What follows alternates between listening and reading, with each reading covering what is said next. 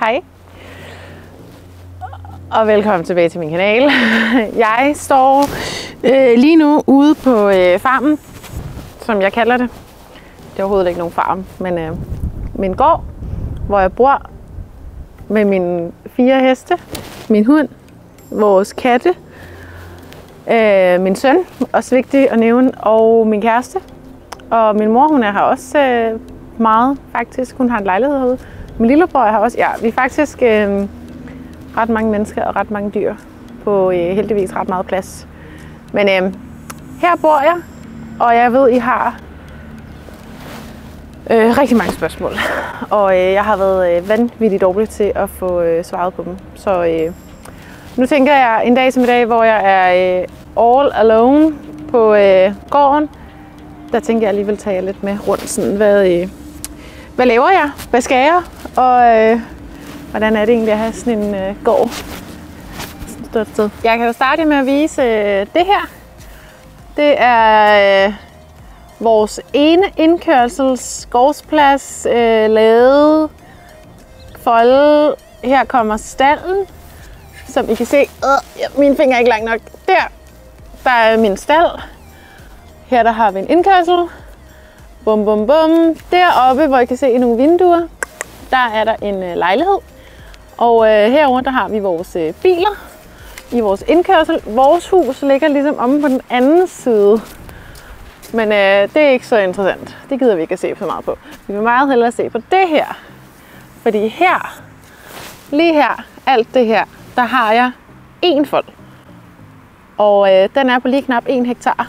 Og så kan man gå op ad den her sti her, der er lige her. Og så har jeg vores lille ridebane her. Den er lidt våd lige nu, fordi det har regnet exceptionelt meget. Men jeg har en lille 20x40 bane, som er pivringe. Men vi har den. Planen er, at, nu skal jeg se, om jeg kan vise jer det her. Det her, det er en mark. Tada! Og her, der har jeg lige fået godkendt. Jeg har søgt i 7 måneder, venner. I 7 måneder har jeg søgt om at få godkendt min nye ridebane. Så den kommer her, og de har faktisk godkendt en 45x60 bane. Og det får vi så ikke, for det er ret dyrt. Og vi kan ikke lave noget selv, fordi vi har aldrig haft en gård før, så vi ved ikke, hvordan man gør. Så vi skal have nogen til at lave den, og det bliver i hvert fald alt for dyrt, hvis vi skal have en 45x60. Så vi er blevet enige om, at vi laver en... enten så laver vi en 25x60, eller også så laver vi en 30x60 bane. Og uanset hvad vi vælger, så kommer vi til... Kan I se noget? Derovre, et eller andet sted, der er der noget græs, som vi ikke bruger lige nu. Og der kommer vi til at lave nogle sandfolde. Så det bliver mega godt, fordi vi har lerjord. Og dem, der har heste, de ved, at lerjord, det er noget, fanden har skabt i vrede. Så det er rigtig træls om vinteren, når der er rigtig meget vand. Så vi skal have lavet nogle sandfolde. Alright, vi går den her vej. Hernede, der har jeg en lade. Ja, det er så ikke så spændende, men der er en lade derinde. Og det, der faktisk er mest spændende hernede, det er de her 2 bokse her. Jeg har en udeboks der, og jeg har en udeboks der. Her kan I se gården fra den anden side af. Altså alt er jo rigtig nederen og kedeligt her om vinteren, men sådan er alting jo bare. Her, der har jeg min løsdrift, som ikke rigtig bliver brugt til løsdrift. Hej Mini! Og der er min ene hest, Mini. Ej, okay, er du blevet træt, mens? Ej, okay, Prøv lige at se. Der er en, der er blevet træt. Jeg skal altså lige have et billede af Manse. Det er altså lidt nuttet, det der. Får du lige en middagslur? Hej skat. Får du lige en lille lur? Hvor dejligt. Nu kommer Mini. Nej. Nå. Det var lige et sidespring. Det var ikke det, vi skulle nu. Skal jeg vide, om det her bliver meget rystet, når jeg går. Nå, men her, der kan I se vores hus. Det er lige der. Der er noget af vores hus og noget af vores andet hus. Der har vi et værksted. Halløj. Vi gider ikke gå med den her side, fordi det tager simpelthen for lang tid, hvis vi skal hele vejen rundt. Det gider vi altså ikke. Så nu går vi ned til de store folde. Så det I kan se her, det er en mark. Yes, det er rigtig interessant. Nu prøver jeg at se, om jeg kan zoome. Her hvor vi står, der kommer til at ligge... Nu prøver jeg lige at stille mig ind i billedet. Lige her hvor jeg står, der kommer der enten til at være ridebane eller sandfolde. Det må tiden vise.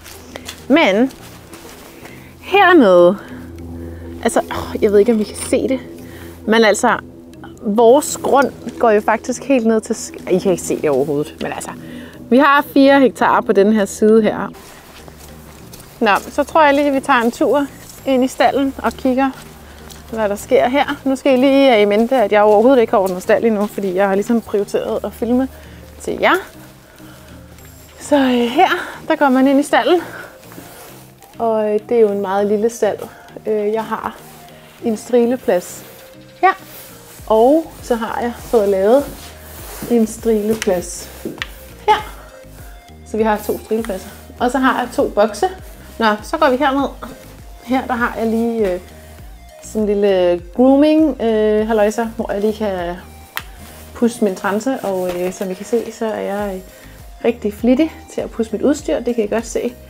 Det er ikke særlig støvet, nej. Godt, videre skal vi ikke bruge mere tid på. Herinde har jeg mit sadelrum. Jeg har glemt at tage nøglen med ud, så den gider jeg ikke lige at bruge tid på. Her, der har jeg min foderstation. Her bruger jeg ret meget tid på at stå blandt foder og bla bla bla. Vi kan da godt lige tage et hurtigt kig herud. Wow. Det her er vores gårdhave.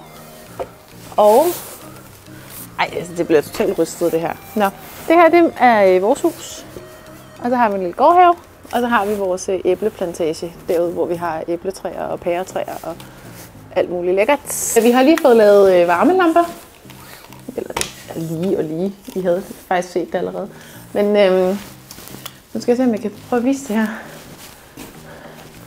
Nu står jeg her, og hvor er det koldt, ikke? Så kan jeg bare lige tænde mine solarielamper, og så bare sige, det er blæret. Jeg har en i hver side her, og så har jeg faktisk også lige fået lavet en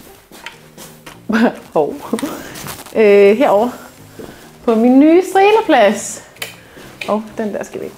Og da vi flyttede ind her, der var der slet ikke noget lys i stallen overhovedet. Altså der var 3 af sådan nogle gamle lysrørlamper, tror jeg det hedder.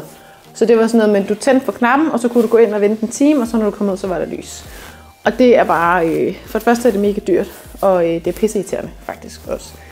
Og du kan ikke se noget, for det er sådan et orange skær, og jeg kan så ikke klare orange skær lys. Så det første vi gjorde, det var at få sat vanvittigt mange lamper op i den her stald. Så min elektriker, han siger, at nu kan den altså ikke trække mere. Så jeg kan ikke lave flere lamper til dig, Stephanie. Du har opbrugt din lampekvote. Så hvis jeg sætter flere lamper op nu, så kortslutter det hele. Så det skal vi ikke. Men jeg har også mange lamper. Altså, jeg har rigtig mange lamper på rigtig lidt plads. Jeg tror faktisk godt, man kan fornemme det. Altså, jeg har 1 lampe, 2 lamper, 1 der, hele vejen ned. Altså, jeg har sindssygt mange lamper. Men jeg kan godt lide lyset. Jeg synes, det er dejligt. Der har jeg lampe, og der har jeg lampe. Og så har jeg også en lampe inde i mit sædelrum, den er der. Så masser af lys, og jeg behøver heldigvis ikke mere lys nu. Men nu skal vi ordne stald, tror jeg. Jeg gad også ikke tage med til at move, fordi det er ret kedeligt at se, og de har set det 1 milliard gange. Men altså, jeg fejrer, selvom jeg bor hjemme, og jeg har hesten hjemme, så kan jeg bare rigtig godt lide, at stalden altid er pæn. Så jeg fejrer altid. Og det her gulv, vi har i den her stald, det er elendigt at feje. Så jeg bruger bare sådan en... hvordan er det, de gerne laver make-up? Sådan en heksekost. Ja. Og fordi jeg jo ikke har sindssygt meget plads i min stald, så fylder jeg en trillebør med vrap. All day, every day. Skal I se, skal vi lave sådan en laver sådan en wrap. Det her er wrap. Ej, det var svært. Så skal vi blande noget foder. Og altså det er lidt en videnskab det her, ikke? Fordi Zidane, han blander jeg ikke til, for det er meget forskelligt, hvor meget han spiser. Og det er jo sådan typisk sådan mavesovs ting, ikke? Det der med sådan, så går man lidt til foder, og så går man lidt fra, og så spiser man lidt den ene dag, så spiser man slet ikke noget den anden dag. Og jeg der har haft mavesovsheste, I kender det, og I ved det. Altså også, så har jeg sådan en sprøjte her, fordi Zidane han vil ikke spise sin tilskud. Og han skal have sin tilskud, ikke? Så det får han i en sprøjte. Så den her skal kun få flydende tilskud. Desværre. Men sådan er det. Det er heldigvis heller ikke nødvendigt, siger de kloge, med alle de tilskud. Det har jeg ikke sådan lige hørt så meget efter det, de havde om det i skolen. Men altså, jeg har 1, 2, 3, 4, 5, 6, 7, 8, 9, 10 bøtter. 1, 2, 3, 4, 5. Så jeg blander til Manse, og jeg blander til Fabi. Så jeg er sådan en, jeg kan godt lide lige at veje det, så jeg ved, at de får det rigtige. Og Fabi er jo på slangkur. Så han lever faktisk af vitaminer. Der får de, okay, det er overhovedet ikke reklame det her. Og jeg ved ikke, om det her er den bedste, eller den dårligste, eller noget. Men jeg har hørt rigtig godt om den her fra St. Hippolyt. Så det er det, de får. Og der får han... Hold op. Der får han 120 gram om dagen, så det var af. Det er sådan her. Så det får Fabi, og Manse han får 100 gram. Så det gør jeg lige. Godt. Done. Så får de Kiesel Gold, som jo er, jeg tror lige jeg tager sådan en, og så kan jeg bedre vise det. Det er faktisk også altså Hippolyt, men altså man kan jo få en milliard forskellige mærker. Jeg har bare altid været rigtig glad for Hippolyt faktisk. Det ser sådan her ud. Kiesel Gold, det er kieselgur med sådan noget gurkemeje i. Der får de 30 gram om dagen, så det er sådan 2 scoop.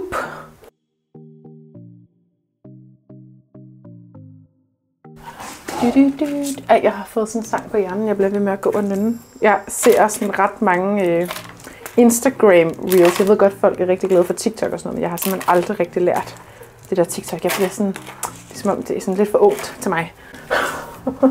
Så det er jeg ikke sådan rigtig kommet ind i. Men jeg ser rigtig mange reels på Instagram. Og så er der sådan en sang med Beyoncé, den der sådan country sang. Jeg hørte den Konstance. Nå. Så får de Linustar, som er sådan de her gule hørfrø, også fra Hippolyt. Der får de altså bare sådan en dut her.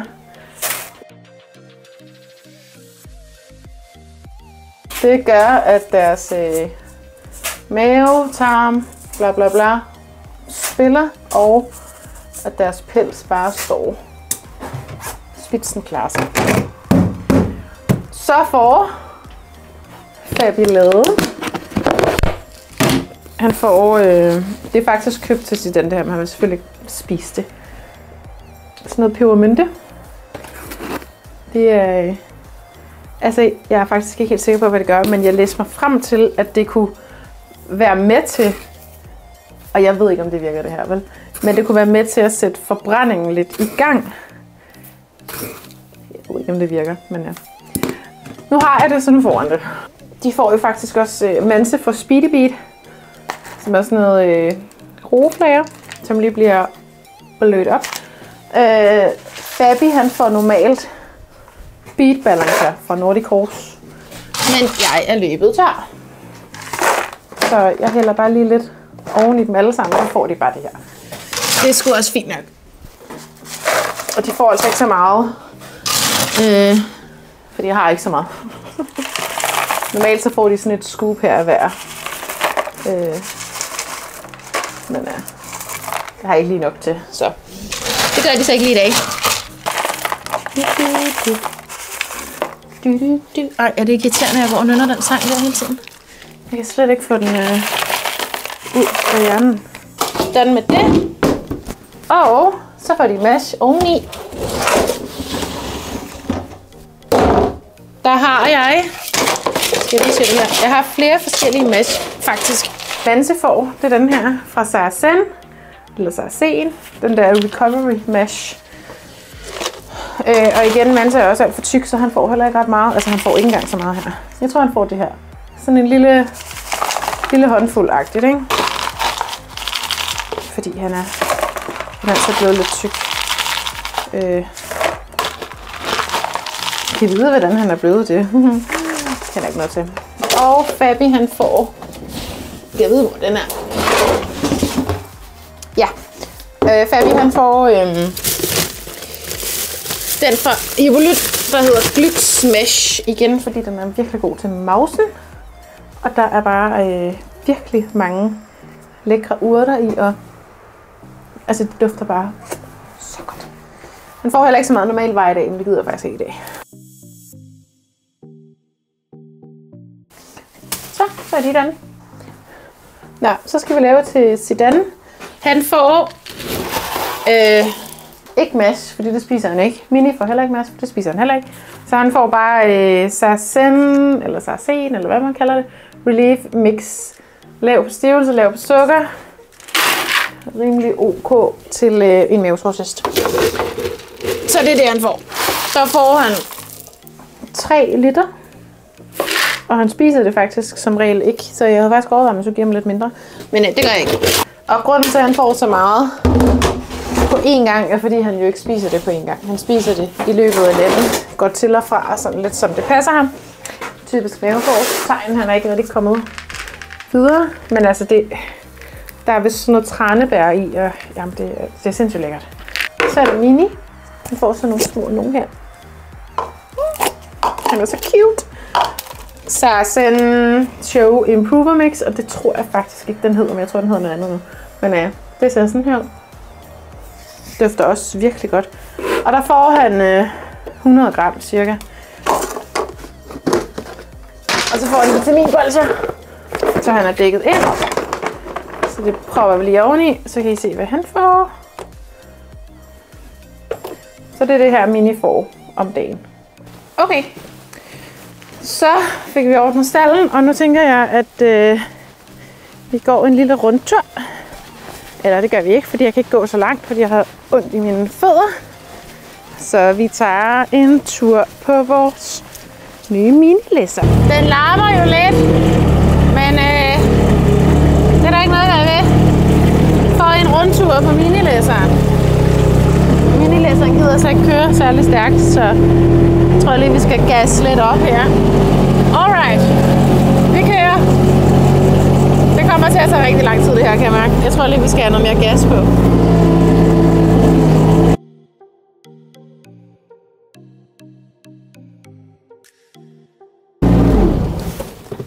Så kommer vi ikke længere end det. Nu kan I lige se min ridebane. Den er bare lavet af grus, så den er ikke særlig god. Men det er min ridebane. 20x40 bane. Det kunne være, at jeg lige skulle have den nu i hver gang. Det kunne faktisk ikke være nogen dum idé. Jeg har sådan en lille rive. Jeg har faktisk en baneplaner, men jeg kan ikke finde ud af at bruge den endnu, så jeg skal lige lære, hvordan man bruger den. Men det tror jeg da faktisk lige, jeg vil gøre. Nå, så fik jeg havet banen.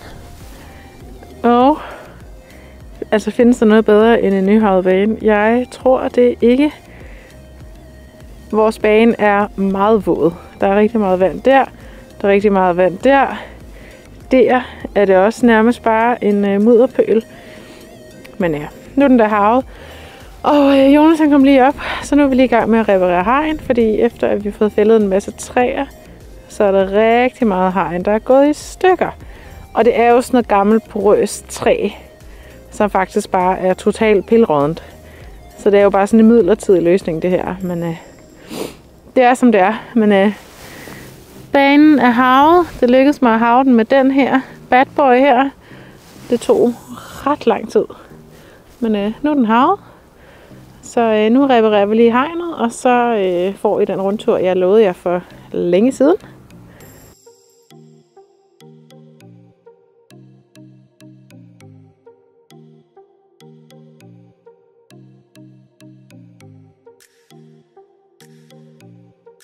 Okay, der var lige lidt mere smattet, end jeg lige havde beregnet. Så jeg kom lige til at lave hjulspor igennem hele den her sti her. Ej, det var ikke særlig godt. Nå, det tør jeg jo nok op på et tidspunkt. Nå, nu kan I se den ene fold, som jeg kalder vinterfolden, fra den anden side af. Den er ret hyggelig. Altså, der er alt muligt gøjl ude på den fold. Der er nogle sten og en masse træer, og det vi lige kørt forbi før, det var deres lægehus, hvor der er 4 haybars, så de kan gå op og spise en masse lækkert vrap. Herinde har vi sådan en lille skov. Hende, der har haft gården, hun har haft grise herinde faktisk. Og vi har absolut ingenting herinde. Så har vi jo vores lille sti her, rundt om alle vores folde. Det her, det er det sidste af vores grund. Skellet går ligesom her ved hegnet. Jeg har hegn rundt om hele min grund. Så hvis nu hestene skulle løbe ud for deres fold, så kommer de ikke ret langt, hvis de løber den her vej.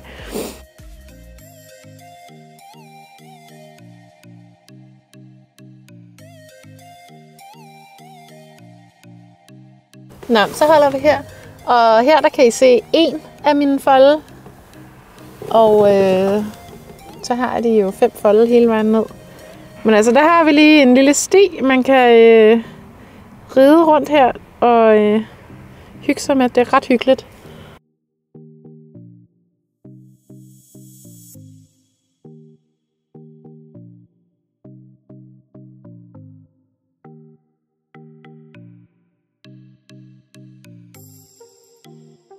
Nå, det her det vil jeg faktisk gerne lige vise jer, fordi det her det er jo huset fra den anden side af. Det her det er sådan vores anden indkørsel end den anden, jeg viste jer, sjovt nok. Her der står lige et legehus. Vi kan ikke rigtig få det ind, fordi den her sø her, den plejer ikke at være der. Så ja, vi har fået en sø med alt det vand, der er fået, eller alt det vand, vi har fået. Så vi kan ikke rigtig komme ind, for så ødelægger vi græsplænen for meget. Men det jeg gerne vil vise jer, det er, at vi har vores æbleplantage, og derovre ligger vores hus, og stald og lade, og hvad der ellers ligger her på den anden side. Så her kan man ligesom se, hvordan det ser ud, når man kommer ind den her vej fra. Også ret hyggeligt. Men jeg tænker, at vi tager lige en runde ud på vejen og rundt.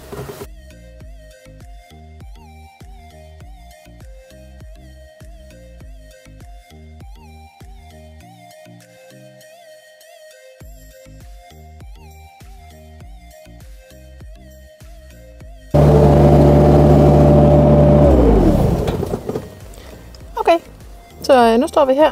Det her, det er jo min hest Zidane. Og det her, det er Fabi.